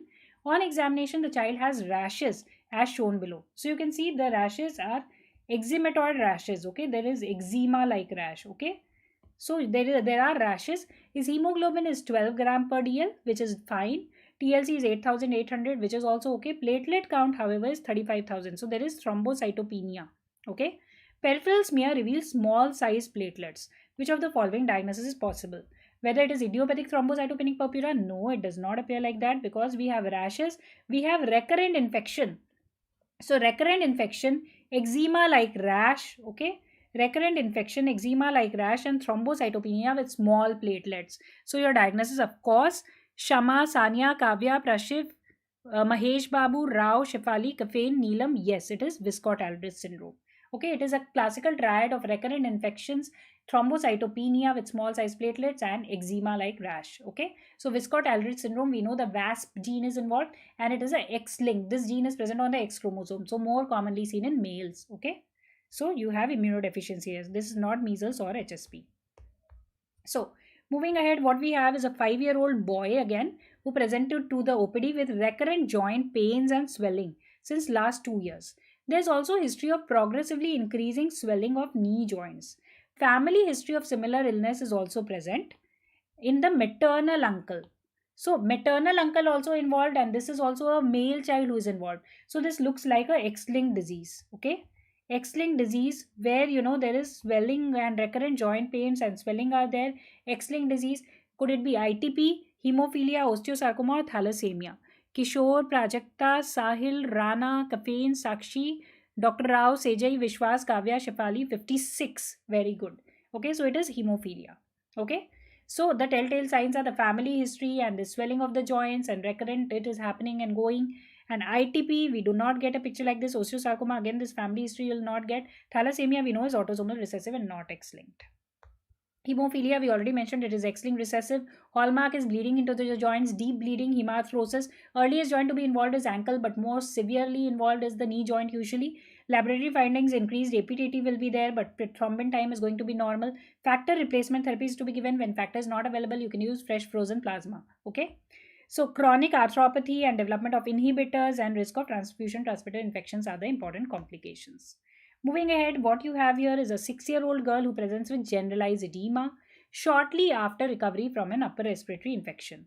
Lab studies reveal marked albuminuria, hypoalbuminemia, okay, and hyperlipidemia. Okay, prior similar episodes responded to steroid medication. So we all know what we are dealing with here is, so there is this recurrent episodes of swelling are there with albuminuria, hypoalbuminemia, hyperlipidemia. So this indeed is a case of nephrotic syndrome, and these episodes are responding to steroid. So the most common cause of nephrotic syndrome in children, especially steroid sensitive nephrotic syndrome, is minimal change disease. Now, why is it called minimal change disease? Because in minimal change disease, we do not do kidney biopsy, but if you were to do a kidney biopsy, the light microscopy will be absolutely normal. Only on electron microscopy, you can get flattening of the footplate of the podocytes. Okay. So, a little bit about the treatment of nephrotic syndrome in children. Initial episode, the drug of choice is prednisolone. Okay, the drug of choice is prednisolone, and you give 2 mg per kg per day for 6 weeks. Okay, for 6 weeks, followed by 1.5 mg per kg on alternate day for another 6 weeks. So total you give it for 3 months for the first episode. Okay, now if there is a relapse, how do you treat it? Again, you use prednisolone. You give daily therapy 2 mg per kg till there is remission, and followed by 4 weeks of alternate day steroids. Now, if there is steroid dependent nephrotic syndrome, that means whenever you're trying to taper off the steroid, the baby is again having relapse. In that case, what you will do is you will gradually go on decreasing the dose of steroid. So you will give low dose alternate day steroids. For long term, you can give it for 9 to 18 months. So low dose alternate day steroids can be given. But if the child's steroid requirements are really high, or if the child is having features of steroid toxicity, then you can use some steroid sparing agents like levamisole. Okay, levamisole can be used, or cyclophosphamide can be used, or mycophenolate mofetil can be used. Okay, cyclophosphamide or mycophenolate mofetil can be used. Now, steroid resistant nephrotic syndrome, what is the drug of choice for steroid resistant nephrotic syndrome or SRNS? It is calcineurin inhibitors. Okay, calcineurin inhibitors. Okay, so calcineurin inhibitors, what are the examples? I'm sure all of you know. What are they? So they are cyclosporin and tacrolimus. So cyclosporin and tacrolimus. Right? Okay. So that is the treatment of nephrotic syndrome in children. Very, very important. Right? So moving ahead, what you have here is a 7-month-old, okay, a 7-month-old infant with global developmental delay, okay, global developmental delay is admitted to ICU with complaint of recurrent jerky movements of the limbs, okay. So jerky movement would mean something like myoclonic jerks, okay, or it is also called infantile spasms in the infantile age group. So there is developmental delay, okay, there is infantile spasms, and there is hypsarrhythmia on EEG, electroencephalogram. So the diagnosis here becomes, what is the diagnosis here? The answer is correct, of course. Arifa, Sachin, Sarika, Kartika, Priyakshi, Benazir, you all are correct. So so what is the diagnosis here? So the diagnosis here becomes West syndrome. West syndrome is a condition where there is a triad of developmental delay and recurrent jerky movements, that means infantile spasms, and hypsarrhythmia, which is a chaotic pattern on the EEG. So that is West syndrome. And the drug of choice for West syndrome is injection ACTH, adrenocorticotropic hormone. Okay, right? So a little bit about the drug of choice in different types of seizures. So in absence seizures, the drug of choice is valproate. Ethosuximide can also be used, but it is not so easily available in India. So valproate remains the drug of choice. Generalized tonic-clonic seizures, usually we start with phenytoin, but you may give valproate also. Okay. Juvenile myoclonic epilepsy, the drug of choice again is valproate. West syndrome, we already mentioned, it is injection ACTH, adrenocorticotropic hormone. Where ACTH is not feasible, people also try corticosteroids. Okay. West syndrome in a child with tuberous sclerosis, then the drug of choice becomes vigabatrin. Okay, vigabatrin. While the drug of choice for neonatal seizures is phenobarbital. Okay, right? Now remember, if a child comes with status epilepticus, the first drug to be given will be lorazepam. Okay, if lorazepam is not in the options, then midazolam. And then if the child already was on some anti-epileptic, you mini load. That means give half of the loading dose of the same anti-epileptic. If the child was on phenytoin, you again, if the child has breakthrough seizures, you abort the seizure with lorazepam and load the child with phenytoin. Okay, so do that. And if there was no anti-epileptic going on, then we give them sequentially. Lorazepam followed by phenytoin, repeat half dose phenytoin, then valproate, and so on. Okay. If a child presents with febrile seizures, and if seizures are lasting for more than 5 minutes, then you may abort it giving a nasal midazolam, or midazolam nasal sprays are available, or IV may also be given, or buccal midazolam can be given, but no long-term anti-epileptics are required for simple febrile seizures. Okay. Now, moving ahead, identify this abnormality seen in a newborn baby from which urine is leaking out. So you can see this umbilical cord attachment is here, which are shifted a bit below, and this is a trigone like structure, and these are the ureteral openings. So this is the urinary bladder which is visible. So yes, you're right. Sulina, Prashant, Vikram, Atul, all of you are correct. Very good. So this is urinary bladder extrophy. Okay, or it is also called ectopia vesicae. Okay. So the omphalocele, we know, does not look like that. In omphalocele, there is abdominal swelling which is covered in the sac of the umbilical cord. Gastroschisis is again a large abdominal wall defect from which the bowel loops can come out, and there is no membrane covering on top of it. Patent vitalointestinal duct also does not look like this. And this is a condition which you must also have been discussed in surgery, and you need surgical management for this. Okay. You cover it first with a gauze piece or moist this thing, so that it does not dry up and take up the child for surgery. Now, moving ahead, a child with a history of recurrent urinary tract infection presented to OPD. So child is having urinary tract infections again and again. X-ray finding with contrast is given. What is the probable diagnosis? Is it vesicoureteric reflux or bladder diverticulum or ectopic kidney or pelvic junction obstruction? Yes. So recurrent urinary tract infection, and what you see on this X-ray, you can see that the bladder is dilated and both the ureters are also dilated and tortuous. Both the ureters are dilated and tortuous. So this is a case of, vesicoureteral reflux. Okay, very good. So Intrepid, Shinal, Saravan, Anil, Shiana, Sakshi, Prashiv, Sachin, Kavya, Ravi, Mahesh, Chirasri. So this is bilateral vesicoureteric reflux.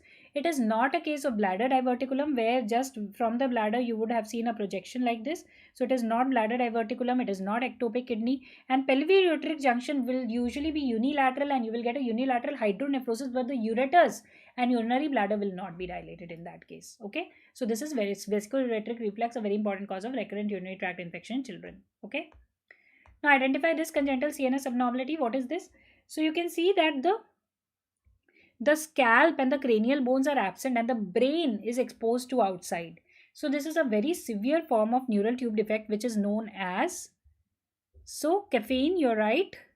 Yes, Nikshay and 56 Shrita Rana Adarsh. This is a child with anencephaly. Okay, anencephaly, which is due to failure of the closure of the rostral part of the neural tube. This is one of the most severe neural tube defects, and it can be identified even at 12 weeks of gestation with a good ultrasound, fetal ultrasound. It can be detected, and it is one of the conditions where you do not resuscitate a newborn if anencephaly is there. Okay, and of course, folic acid is recommended to prevent neural tube defects, and that folic acid should be started at least 1 month prior to conception. And the dose of folic acid, again, also very important to all women of childbearing age group. It is 400 microgram per day, but for high risk women, it is 4000 microgram or 4 milligram per day. Okay, and it should be started before planning the pregnancy, 1 month before conception.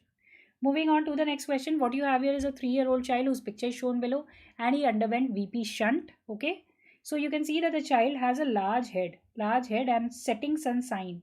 So this child has hydrocephalus. Okay, and this child underwent a VP shunt. VP shunt, we know, is a treatment of choice, shunt surgery of choice for hydrocephalus in children.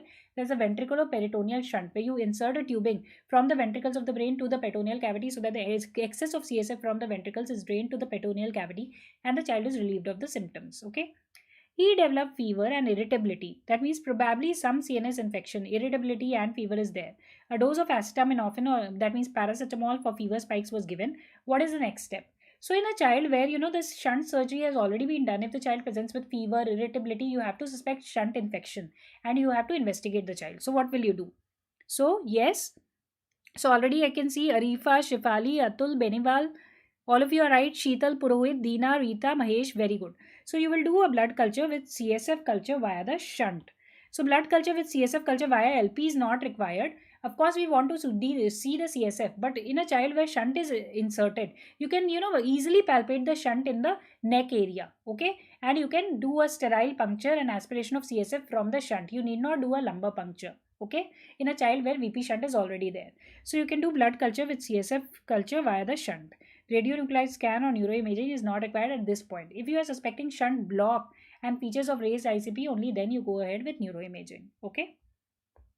Now, a child presented with myoclonic jerks. A child presented with myoclonic jerks and decreased performance in school. So this is a school-going child who developed myoclonic jerks, okay, and decreased performance in school.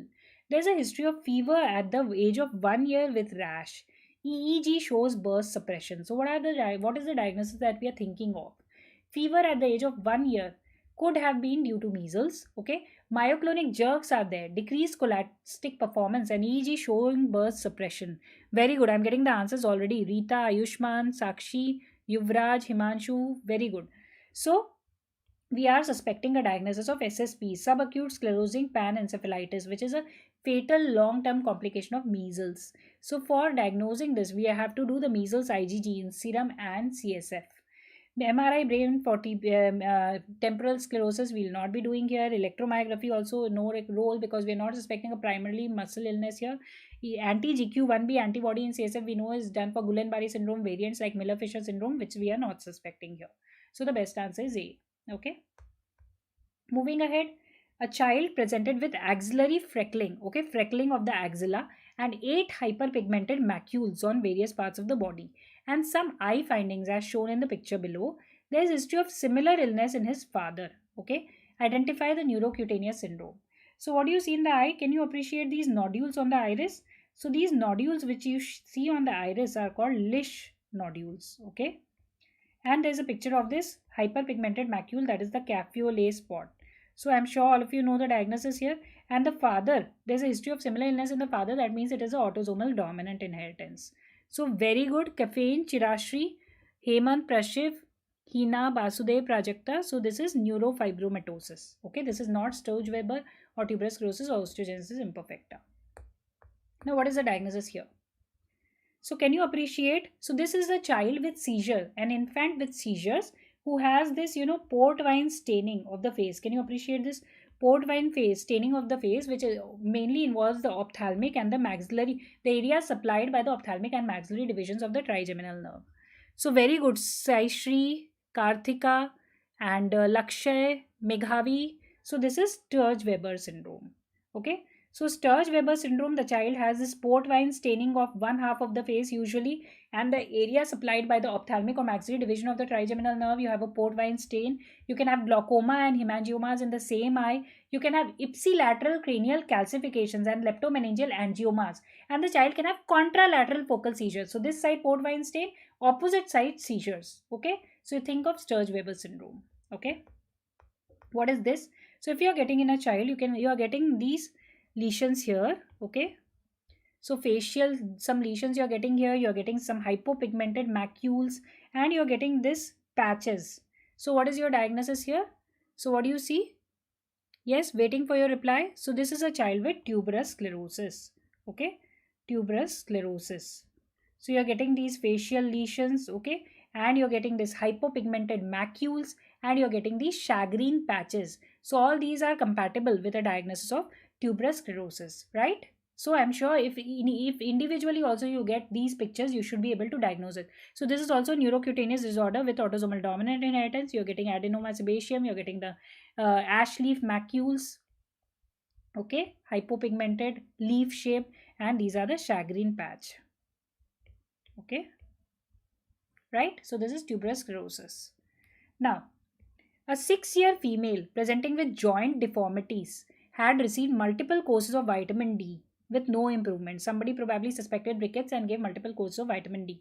Okay, her lab values are showing calcium 9.5 milligram per dl, which is normal, phosphorus 1.6 milligram per dl, which is low, alkaline phosphatase 814 international units per liter, which is elevated, and with normal serum parathormone and vitamin D levels and serum electrolytes and creatinine. What is the diagnosis? So is it vitamin D dependent rickets type 1 or vitamin D dependent rickets type 2, or is it hypophosphatemic rickets or chronic renal failure?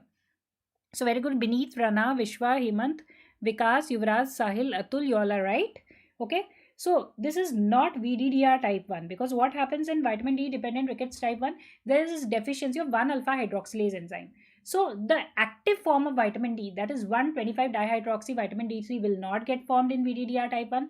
So you will get hypocalcemia. Okay, you will get low levels of 1,25 dihydroxy vitamin D3 and features of rickets. Okay, so this is not VDDR type 1 because you have normal calcium here, you have normal vitamin D levels here.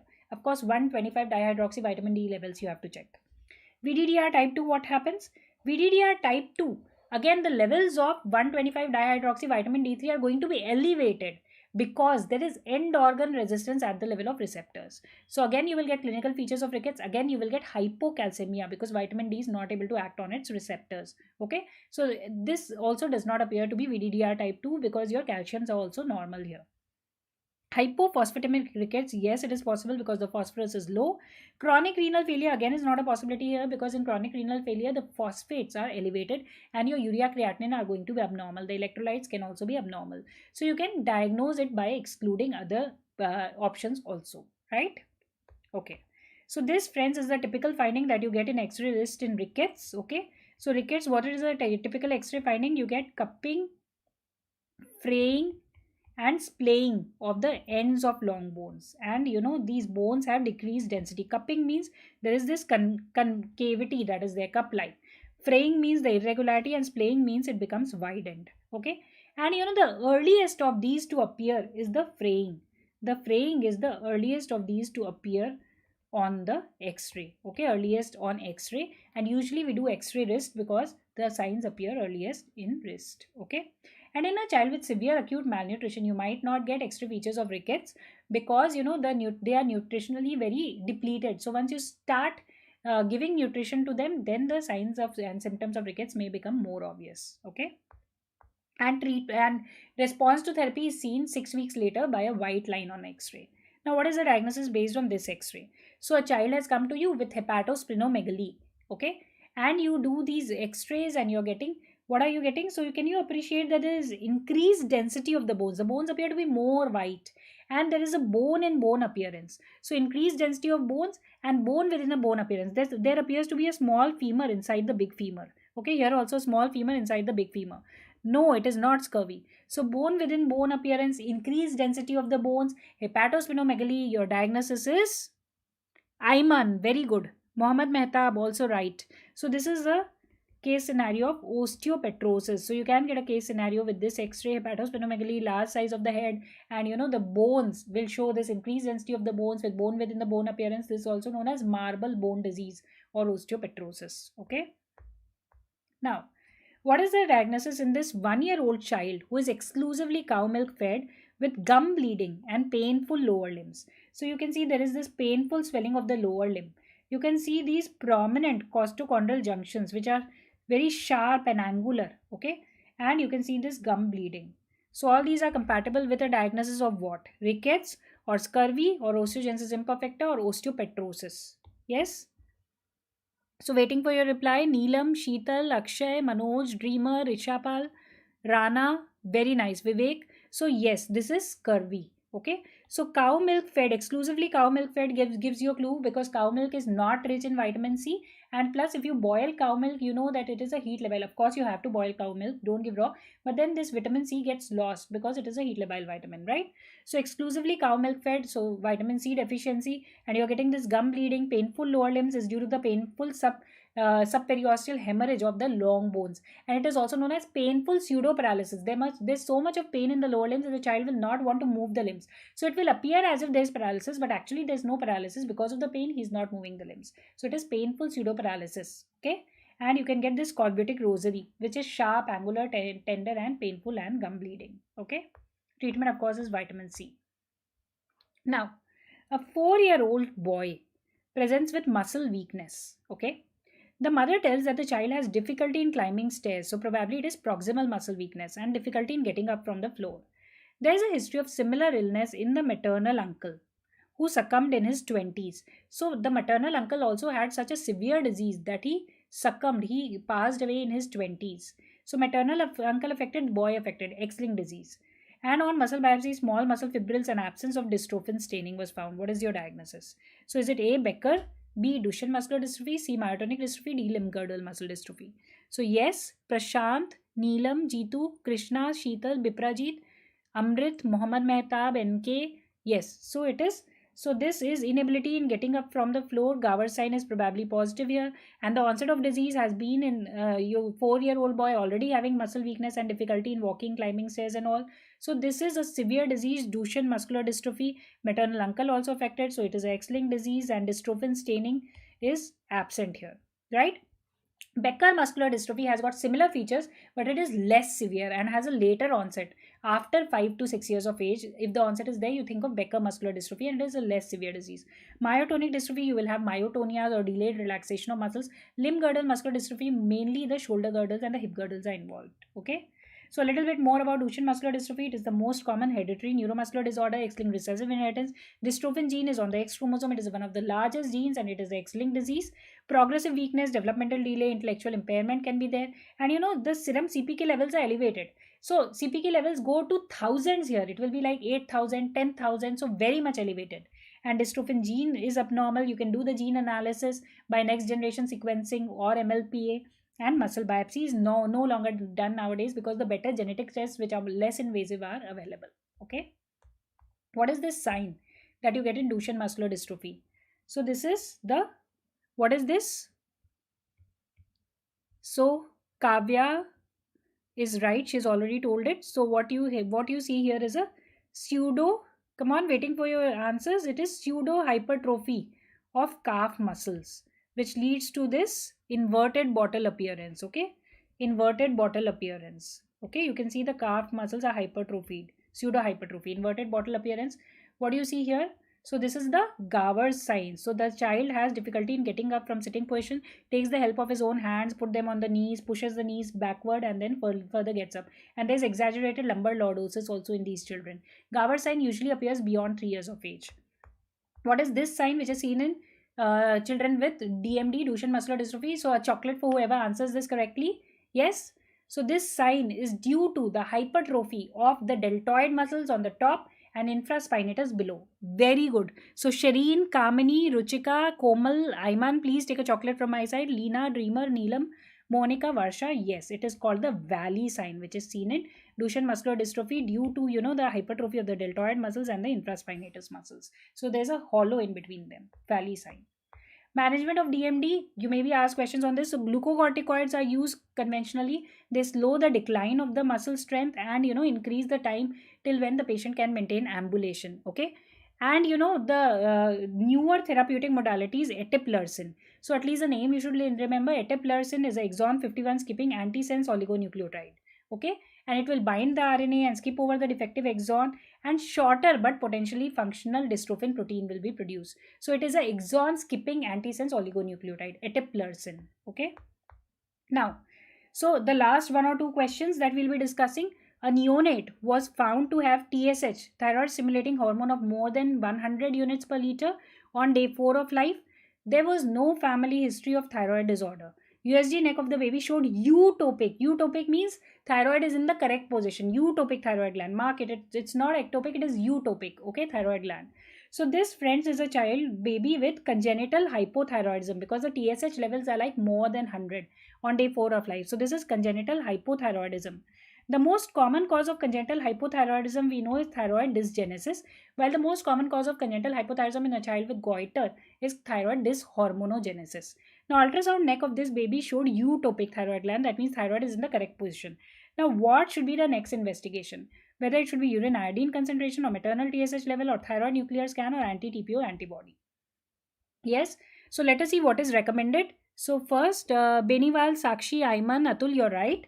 So see, what we do is for screening for congenital hypothyroidism, we will do the thyroid stimulating hormone TSH on dried blood spot, or you can do it from cord blood also. And if it is more than 20, then you confirm it by a venous sample for FT3, FT4 and TSH. And if it is still suggestive of hypothyroidism, you have to do both ultrasound thyroid as well as thyroid scan. And the best thyroid scan is done using iodine 123.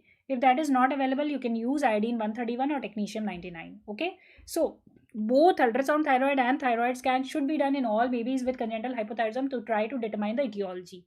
Okay. And remember, thyroid scan has to be done before starting treatment or within 1 week of starting treatment. Otherwise, the report gets altered. So if it is a eutopic and normal, so if the ultrasound shows thyroid in correct position and normal size and normal radio scan of the thyroid, possibility of temporary congenital hypothyroidism is there, and these babies you can try stopping the thyroxine drug after 3 years of age. You can try stop for 1 month and see the response, do the levels, and they may be having temporary CH. If there is absent thyroid gland on ultrasound, you can see if it is ectopic on the scan, it is present on the tongue or somewhere else, you diagnose it as ectopic thyroid. If there is a small thyroid in ultrasound, less uptake on radioiodine scan, then it is thyroid hypoplasia. But if it is an enlarged thyroid on the ultrasound and on the scan, if you see increased uptake, it is suggestive of iodine deficiency. Normal uptake will suggestive of dyshormonogenesis. And you further go ahead with a perchlorate discharge test. So that is the approach to a baby with congenital hypothyroidism. So wherever you are getting congenital hypothyroidism, you first confirm the diagnosis, do ultrasound neck, and then you will do a thyroid nuclear scan. Okay. So let's see. Beneath, Hina, Dog Swappy. Okay. So Priyanshi is not correct. Sorry. So the thyroid nuclear scan will be the best answer here. Right. Moving on to almost our last question for the day. So a neonate presented with ambiguous genitalia. We don't know it is a male or a female. On examination, there was hypertension. Her karyotype picture is shown below. Okay. So karyotype picture is showing what? So it is showing 46 XX, right? So genotypically it is a girl, but the genitalia is ambiguous. We are not able to make out whether it is a girl or a boy, and there is hypertension also. So whether it is 21 hydroxylase deficiency or 11 beta hydroxylase deficiency or 3 beta hydroxysteroid dehydrogenase deficiency or 1720 lyase deficiency. So this is a tricky one. Let us go through each of the enzyme deficiencies and see what manifestation will be seen in which. Okay, so you agree genotypically it is a girl and ambiguous genitalia is there. That means excess of sex steroids are there. That is why the genitalia is appearing ambiguous. Okay, and there is hypertension. Okay, so let us see what happens in 21 hydroxylase deficiency. So this is the 21 hydroxylase enzyme. Okay, if this is deficient, what will happen? The mineralocorticoid will not get formed, glucocorticoid will not get formed. So aldosterone will not get formed, cortisol will not get formed. So this baby will be having features of shock, hypotension, Okay, and because mineralocorticoid is not there, what will happen? Sodium will not get absorbed, potassium will not get excreted, so there will be hyperkalemia. So hypotension, shock, hyperkalemia, and excess of sex steroid will be synthesized. So if you're getting ambiguous genitalia in 21 hydroxylase deficiency, you will get ambiguous genitalia in a female. Okay, excess of sex steroid will cause ambiguous genitalia in female. Along with, there will be shock, hypotension, and hyperkalemia. Then you think of 21 hydroxylase deficiency. But now that is not the case here. We are having hypertension in our given case scenario. So let us move to the next one. What happens in 11 beta hydroxysteroid dehydrogenase deficiency? 11 beta hydroxylase deficiency. So 11 beta hydroxylase enzyme is here. So if this enzyme is deficient, aldosterone and cortisol are not getting formed, but this deoxycorticosterone is formed in excess, and this has also got mineralocorticoid activity. So more and more sodium and water will be absorbed. So hypertension will be there. 11 deoxycortisol has cortisol like activity, so there will be no features of glucocorticoid deficiency, no shock. But these pathways are not getting completed, so excess of sex steroid will be formed. So a female baby will get virilized. So female baby will have ambiguous genitalia with hypertension. So ambiguous genitalia in a female with hypertension, you think of 11 beta hydroxylase deficiency, okay, with hypertension, and we know why. Okay, moving on to the two other enzyme deficiencies that we talked about. What happens in this 3 beta hydroxysteroid dehydrogenase deficiency? So this 3 beta hydroxysteroid dehydrogenase is the enzyme that works here in all the three pathways, in glucocorticoid pathway also, mineralocorticoid pathway also, and sex steroid pathway also. So no mineralocorticoid getting formed, no glucocorticoid getting formed, no sex steroid getting formed. No sex steroid getting formed, so the default genitalia is female. Okay, so a male will be under-virilized, and because there is no mineralocorticoid, so there will be hypotension, there will be hyperkalemia. So this will be an under-virilized male with hypotension or shock and hyperkalemia, hypoglycemia. So features of mineralocorticoid deficiency, glucocorticoid deficiency, as well as sex steroid deficiency. You think of 3 beta hydroxysteroid dehydrogenase deficiency where all the three pathways are affected. Okay, and last but not the least, what happens in 1720 lyase deficiency? So this is the 1720 lyase enzyme. So you can see what will happen. This mineralocorticoid pathway is intact. So excess of mineralocorticoid getting produced, there might be hypertension. Glucocorticoid pathway also intact, but no sex steroids are getting formed. So there will be an under-virilized male with hypertension. Then you think of 1720 lyase deficiency. Okay, so going back to our question, what we had here is a genotypically female, okay, genotypic female with ambiguous genitalia. That means there is excess of sex steroid. Hypertension, that means there is excess of mineralocorticoids. So it is yes, what is the answer? So Vishwas, Prashiv, Sakshi, Vikram, Nikshay, Lakshay, very good. So it is 11 beta hydroxylase deficiency. So if you understand the three pathways, it is very, very easy to answer questions like this. Congenital adrenal hyperplasia, remember it is an autosomal recessive disorder. Prenatal diagnosis is also possible if you know the genetic defect, and the treatment of CAH, especially 21 hydroxylase deficiency, if it is there, the treatment is hydrocortisone and fludrocortisone. And if a pregnancy is there and you are suspecting CAH, then dexamethasone is given to the mother to prevent virilization of the fetus. Okay, so these are some very, very important topics from systemic pediatrics for your upcoming exams. So friends, remember, nothing is impossible to a willing heart. You've put in so many hours and days and weeks and months, and some of you even years of preparation. So remember that you have put in your best, and now the best is going to happen. Have faith in yourself, trust your abilities, keep your cool, okay, and try to give your real best here, more than your 100%. Try to attempt as many questions as possible, okay. Leave only those questions for which you do not have any clue about any of the options, only then try to leave it. Otherwise, try to eliminate the rest of the options and try to answer at least 180 questions, okay. So that will keep you in the league. And remember, have faith in yourself and in your ability, and just put in your best, and please don't think of the consequences right now.